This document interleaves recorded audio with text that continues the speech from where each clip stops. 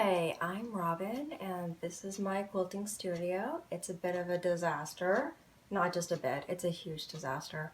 And today my task is to get this semi put together. So join me for the ride, and I hope you enjoy watching me trying to get this place in a working, to be a working studio again. Thanks.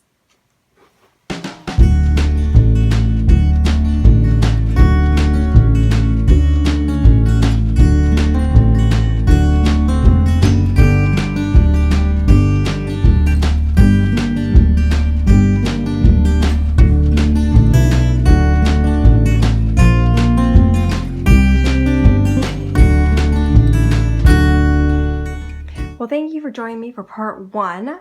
I was able to clear off my tables at least so I have some working space. And I didn't show a before picture, but this area down here is far better. I have all this space now that I can walk into. It's gorgeous.